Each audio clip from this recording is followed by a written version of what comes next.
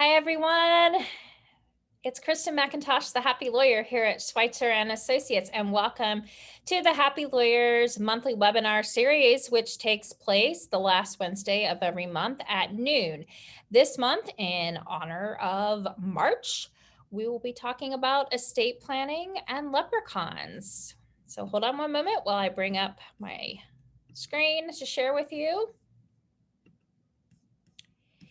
This month's topic, as I stated, is Leapin leprechauns. How will you divide your pot of gold?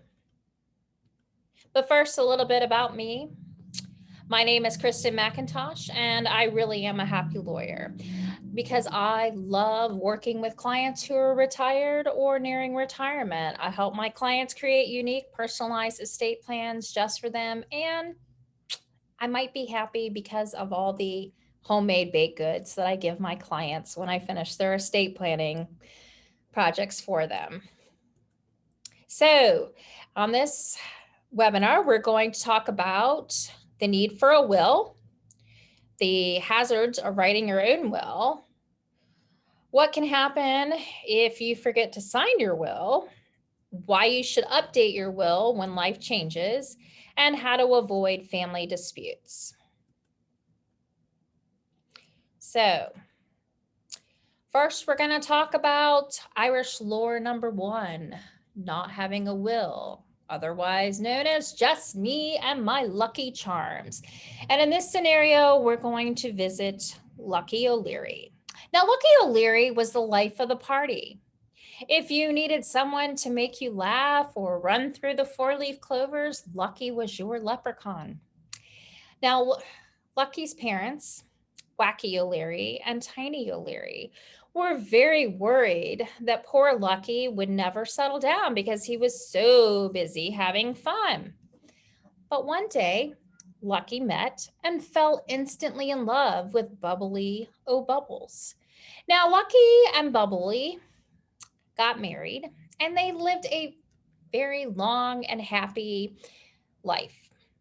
Unfortunately, one day, some children began chasing Lucky because they were trying to get his pots of gold. And poor Lucky, while he was running away from those children, tumbled off of a cliff and he died. Now, poor Bubbly was devastated. And after a period of grieving, she searched everywhere for a will. But alas, she couldn't find one because poor Lucky had never made out a will. So imagine Bubbles' surprise when she went to see Attorney O'Toole, and Attorney O'Toole told Bubbles that she would have to share half of Lucky's property, including her house, with Lucky's parents. Now, you see, in North Carolina, if you don't have a will, like Lucky didn't have one, North Carolina has its own estate plan already created for you. It's called the North Carolina Intestinacy Statute. So the Intestinacy Statute provides that if you are single, you have living parents, but no children, then your parents are going to inherit from you. Now, if you are single and you do have children, then everything's going to go to your children. If you're married but don't have children and your parents are still living, then guess what, folks? Your spouse will share half of your estate with your living parents. And if you're married and you do have children, then your spouse and your children will split your property. So that brings us to Irish lore number 2, the do-it-yourself will, otherwise known as Shamrocks and Shenanigans for All. And this is the tale of Thrifty O'Timothy. Now, Thrifty O'Timothy is a good example of why sometimes it does not pay to be cheap. You see, Thrifty O'Timothy was very wealthy and he kept his pots of gold hidden from everyone. He was constantly moving them from one rainbow to another. And one day, his friend confused O'Clery asked Thrifty if he had made a will. And Thrifty looked at him and said, "Why, yes, I've made a will. I wrote it myself." And Confused looked at him and was like, "What do you mean you wrote it yourself? You didn't hire a lawyer to do it for you?" And Thrifty goes, "Nah, why should I spend my money on a lawyer? Anyone can write a will." Well, a few years later, Thrifty died. And in his will, he had written that he was leaving all of his pots of gold to his son. Not a problem, right? Well, in reality, at the time that Thrifty died, he actually had 3 sons: Sean, Paul, and Dennis. And a very long legal battle ensued for years as Sean, Paul, and Dennis each hired their own lawyers to argue and file lawsuits as to which one of them was the son Thrifty meant to leave his gold. And by the time the lawyers were paid and the matter was settled, there was nothing left. All of the pots of gold had been spent on the legal fees. Not a good situation. You see, there are several reasons why writing your own will may not be a good idea. As we saw from Thrifty's story, if you're not clear in your intent when you write your will, it can lead to confusion as to exactly what you intended. Sometimes you may forget to mention who's going to take care of your minor children if you and your partner have deceased. And if you're like me and you have horrible handwriting, even if you've written a great will, it's not going to help if no one can read it. Let me show you some examples of what I'm talking about. These are 2 real-life handwritten wills. They were not written by any of my clients, but I did find them on the internet when I was creating this webinar. Now, not only is the handwriting terrible on these wills, as you can see, there are question marks, there are arrows written all through it, words are crossed out, and words are written over other words in these documents. Now, I don't know about you, but how would you like to be the executor handling this estate? I wouldn't want to be the executor. After all, judging from these documents, would you know who was supposed to inherit what? I certainly wouldn't. So don't take the chance that someone may not be able to read your handwriting or understand your intent by writing your own will. It's better to see an estate planning attorney who can write out your will so that there's no confusion and your intent will be clear. Now that brings us to Irish lore number 3, failure to complete your will, otherwise known as here today, leprechaun tomorrow. This is the story of Lazy O'Brien. Now, Lazy O'Brien was a great old chap. However, he just never seemed to be able to complete what he started. Lazy's motto was, tomorrow's another day. I'll do it later. He loved to say whenever anyone needed him to do something. Or Lazy would start a task, but then he would get distracted and move on to something new before finishing up the original task. Unfortunately, Lazy did the same thing with his will. You see, Lazy went and met with an estate planning attorney. He told the attorney what he wanted to be included in his will.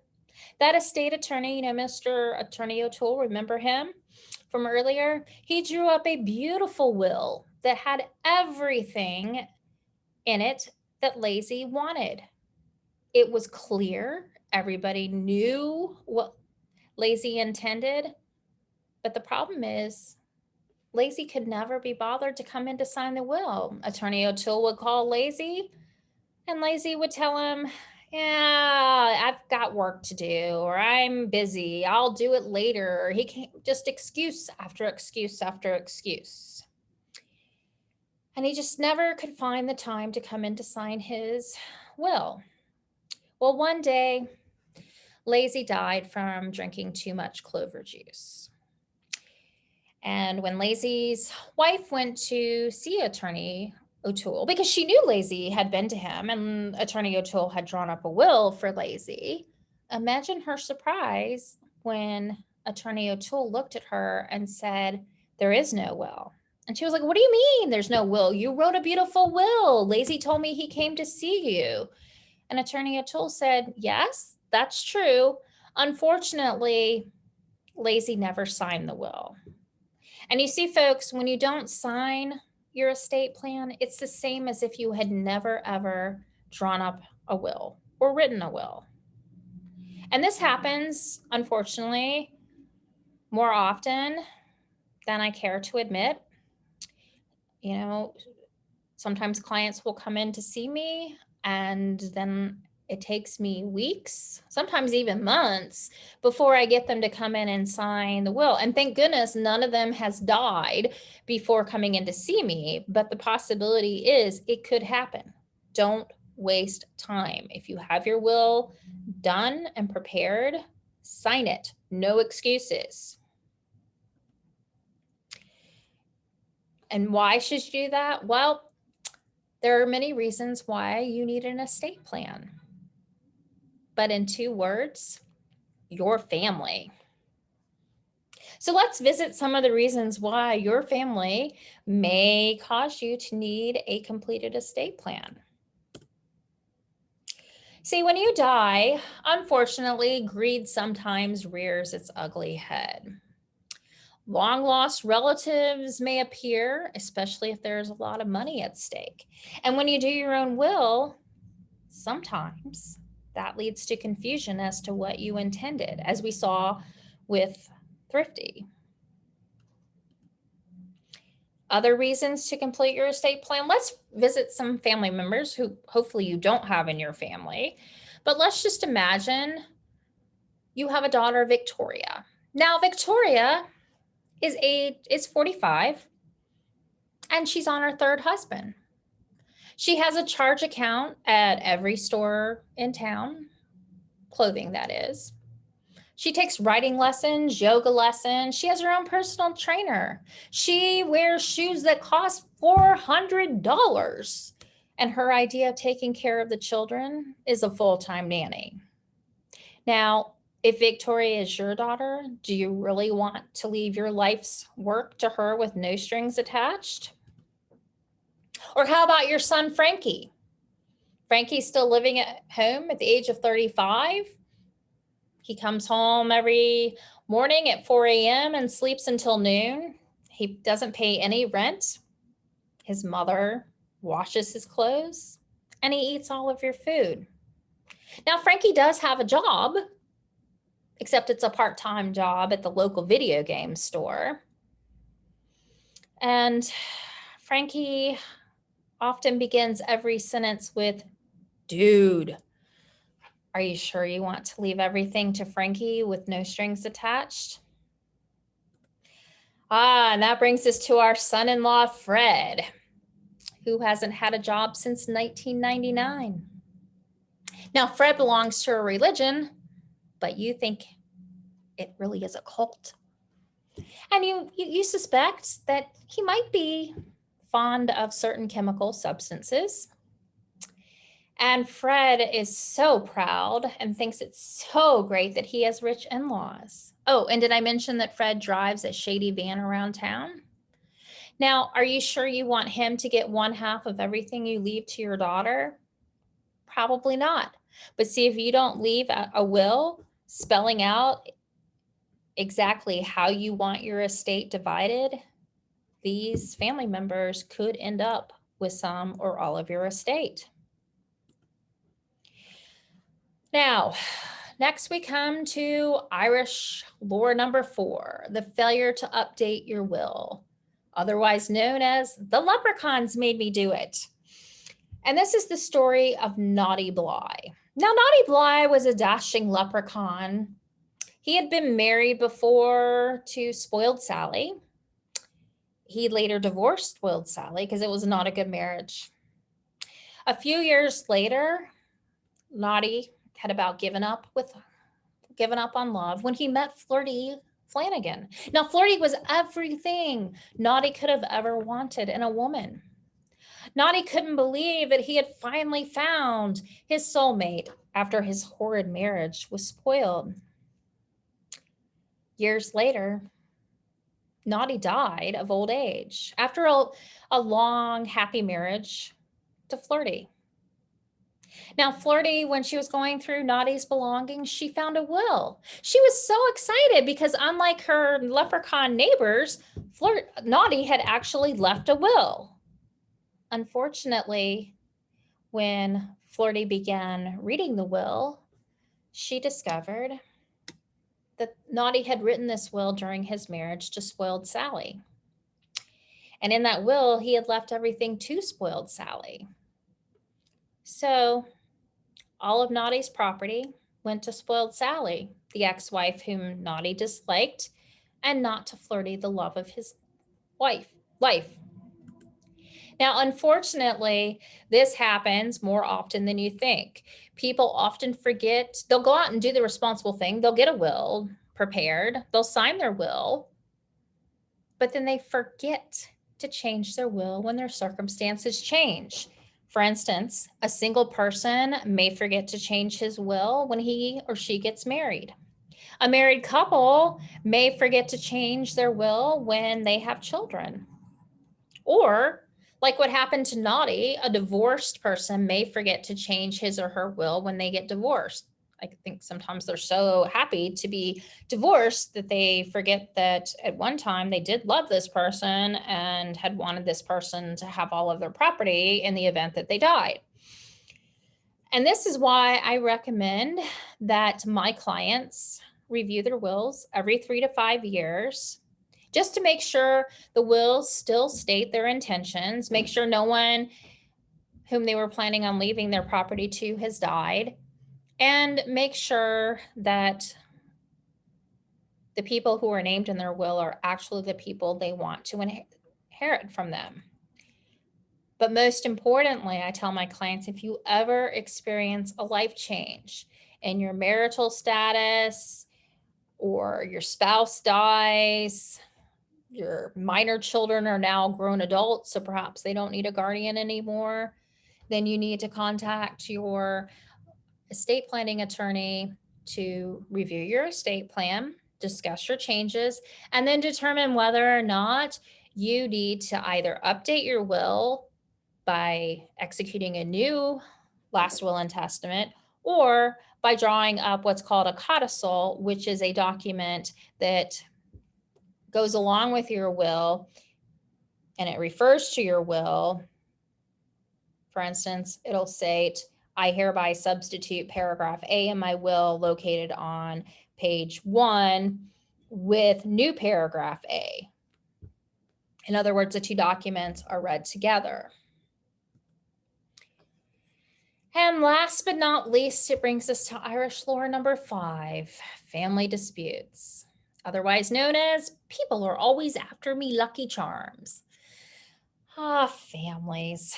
You have to love them, right? And everyone's family gets along, right? Well, as I often tell my clients, every family is dysfunctional. It's just some are more dysfunctional than others. Take Bashful McDoodle and his family. Now, Bashful McDoodle had a lovely leprechaun wife and 3 wee leprechaun children, Teeny McDoodle, Tiny McDoodle, and Feisty McDoodle. Now, Bashful's wife died, and his 3 children grew up and became grown leprechauns. And as they grew older, they went on with their lives. Now, Teeny McDoodle married the king of the leprechauns, so she was very wealthy due to her marriage. And it was a happy marriage, so there was no question or concern that there was going to be a divorce. And Feisty McDoodle was a very smart leprechaun, and he began investing in other leprechauns' businesses and property, and he became a successful millionaire. But poor Tiny, remember Tiny McDoodle? She just never seemed to be able to catch a break. You know, had a string of failed relationships, couldn't find the right job for her, was in debt, and just never could seem to get her life on track.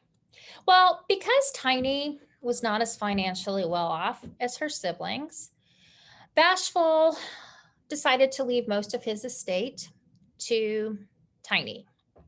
He went to his attorney O'Toole, who was an estate planning attorney, and told Attorney O'Toole, I want to make sure my will leaves my daughter Tiny most of my estate. And Attorney O'Toole did what most estate planning attorneys would do in this situation and asked him, are you sure? Are your kids going to understand what you're doing? And Bashful looked at Attorney O'Toole and said what most clients in this position usually do. Yeah, trust me, my kids will understand why I'm doing this. Well, years later, Bashful died, and pursuant to his will, Tiny was left with most of his estate. Several years have now passed, and unfortunately, the three siblings are still not speaking to one another.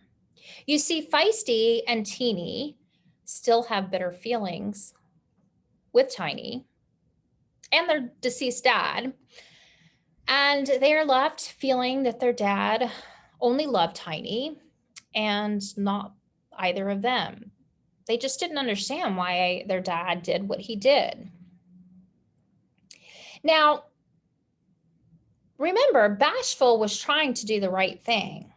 In his mind, he thought that he had done the right thing and that his children knew why he was doing what he did and leaving Tiny the bulk of his estate. But you see, children aren't mind readers. And of course, they did not understand why their dad left Tiny most of his estate. A better solution for Bashful would have been if he had written an explanation in his will explaining why he was leaving Tiny the bulk of his estate and expressing his love for all three of his children.